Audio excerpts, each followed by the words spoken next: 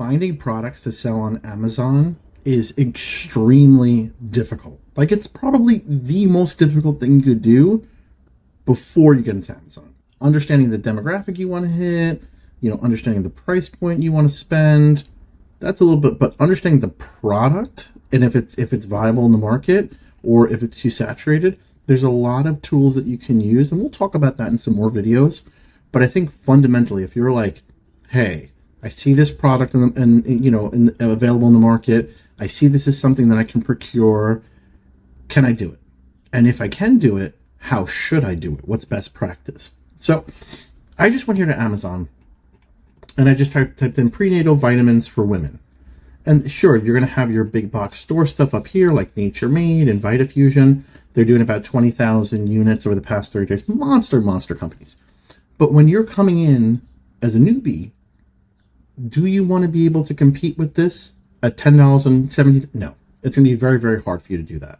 So what you want to do is start to look at the price point. Okay, so let's say you want to be more of a premium product at a $30 to $35 price point. You have Pink Stork and you have Zayler. I think I'm saying that right. So they're around the same price. They're selling, 9,000 compared to 2,000, almost the same kind of reviews. So this is a good stepping stone to see if I want to come up with prenatal vitamins for women, and this is the comps or the competition I'm going after, which one resonates with consumers more and why? So then what I would do here is I'm going to open up a new tab. I'm going to go to PickFu. Very, very, very, very simple. So I'm going to go over here. If you were shopping on Amazon, which product would you rather buy? So this is a pre-made recommended thing. So if you were shopping on Amazon for prenatal vitamins, I'll give a little bit more context there, right? And then you're going to have two different options, A and B.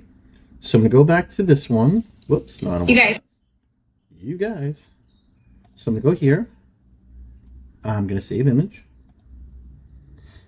Save it to my downloads. Close that out. I'm going to go over here. Save image as. It's my downloads. Close that out. And I'm going to go over here. I'm going to say A. And then I'm going to put B. Now, sometimes you might get an error that says the sizing's not right. Disregard that. We're pulling this right from Amazon. It's going to format properly. Don't worry about that. So then a lot of people are concerned sometimes too where, oh, you're showing this one first, so they're automatically going to go with that one each time, like you're a little bit leading the witness, right? No, it's going to rotate back and forth with all of our respondents. So don't worry about that. Poll type is going to be head-to-head because this or that, A and B. And you can do a sample size. So you can do all the way up to 500 for more advanced polls. But I'm going to bring it to like a 30. I want a real kind of, I want some more feedback here. Now, US, Australia, Canada, Germany, we're going to go US. But if you're in these marketplaces, we have that covered as well here at PickFu. So we're going to go for our target audience. Now, you're going to see here that there's a ton, I think it's like 90 plus drill downs we can do. So it's going to give you some recommended. So I want Amazon Prime members, right? Because I want people who shop on Amazon. I want women, because that's typically who's taking prenatal vitamins. And then I could even go down here and say parent. So I could say number of kids, age of kids, no kids. I'm going to leave that alone right now because someone who's taking prenatal may already have kids or that might be their first baby. So I don't really kind of want to skew that a little bit. And then I'm going to keep on going. But remember, we have tons and tons of stuff here. I mean, if we were talking about, LinkedIn platforms or Facebook or Instagram, if you're really targeting people that shop on Instagram or will see your product on Instagram, maybe you care about what they say. So we're going to go down here. It's automatically going to give you some freebies. Who doesn't want freebies? So it's going to give you the age, the gender, education, annual income. Oh, that's the other thing you talk about, your income. So if you're a higher price point product and you only want to target people that are higher income earners, and maybe you're not racing to the bottom, you could segment that out as well. So coming down here, I'm going to go over here, say review poll. You can see the sizing is a little bit weird, but don't worry about that. Go over here, hit preview poll, and this is going to show you exactly how it's going to look to our panelists. So you can see it really doesn't matter. It's going to resize anyway properly. And you see how it's switched like this. So it's always going to go back and forth. Go to checkout over here and pay. And you can see we drilled down some trades. So, and we put it up to 30 people. So it's under 50 bucks. We're talking about like $39. So it's really, really cost effective, and it's pretty quick. So it's already collecting data right off the rip. So we're going to come back to this in a second, but let me go back to the supplements while that's running here. And you can even see my tab. It says 0 out of 30. So that number is going to keep on ticking up. Typical response time is about 15 minutes or less. The more drill downs you do for characteristics and the higher number of panelists, obviously it's going to take a little bit longer because we're asking more people, but still a lot quicker and a lot cheaper than traditional consumer research. Remember those old school focus groups and that kind of stuff? Say so long to that kind of thing, because you don't have to worry about that anymore. Guys like PickFu are out here giving you the comfort of your own home, getting consumer research. So we all love that. But let's take a look at the SERP, which is the search engine result page for this. And we're seeing, okay, these guys up here, these guys down here. The other thing to note is currently my browser blocks ads, which stinks because I can't show you examples like this unless I'm using a browser that unblocks the ads. But typically you'll have brand ads up here, sponsor placement. So this is not showing me any advertising platforms, which is good and bad, right? Because if you're like me as a shopper and you have all those ads blocked, then I'm never going to see your ad. That's another thing to think about as well, too, right? So we put a lot of focus on ads. But if people have them blocked, you have your main image and that's it. So coming down here, we're seeing a lot of best practices being deployed even by these large billion-dollar companies, where they're showing the capsules outside the packaging. They're showing a slice of lemon over here, talking about either the flavor or the ingredients. Coming down here, you can see that as well. A lot of times they'll have a box and a jar, canister, bottle. And like this one right here, let's take a look a little bit further. So this one's actually showcasing what I have coined in the industry, and I'm taking credit for it, I don't care, is dead pixel real estate space. So you see Garden of Life, what they're doing right here is they're putting multivitamin, folate and iron, digestive health enzymes. That's not really on the product. How do I know that? You can go down to the reviews, and you can take a look at the pictures of the bottle, and it's typically not going to be there, right? So why does that matter? Why does that not matter? No one cares what it's going to say on the top of it over here. They care if it works. But what this does is this gives you added CTR value keywords, not for SEO purposes just yet, because AI is taking off like a rocket. But at least right now, when someone sees this from the main image, they say, oh, okay, it's a folate and iron or digestive, just more compelling things, right? So let's go back to the SERP. And you can see our examples that we pulled out over here. And we already got some stuff kind of trickling in. We got 6 responses. So everyone's going with Pink Stork, right? As of right now. No one's went with the Zahler. The color of the actual pill is more appetizing than the black color. The black pill feels unnatural.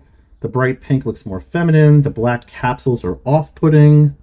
Uplifting since it's not black. Black reminds me of fitness supplements, which is good info because maybe if you're doing a fitness supplement on a parallel, that's something to take away and kind of iterate for your fitness supplement. Black turns me off for a product like vitamins. I like the bottle and the pills better. So you can see, all right, we got 4 more. Let's see where we're going. Oh, they got 1. So the more descriptive box gives you more information.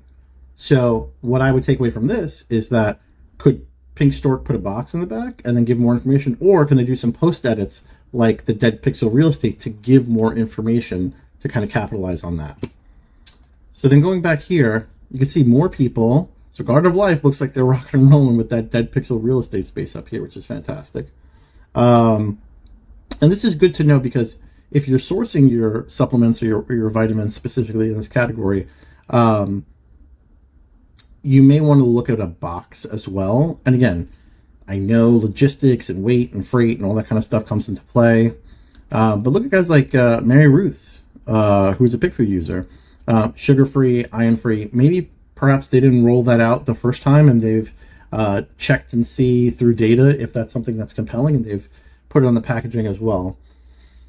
Let's take a look down here. Yeah, we're showing some flavoring outside of this. So you can see in the supplement category, there's a lot of kind of out of the box things. And, you know, everyone talks about Amazon's terms of service and their guidelines when it comes to that. It technically says showing the product itself on a white background. Everything is doing that here. Everything is doing that here. When we talk about the flavoring, no one's ever going to think this is going to come with a raspberry. At least I hope not.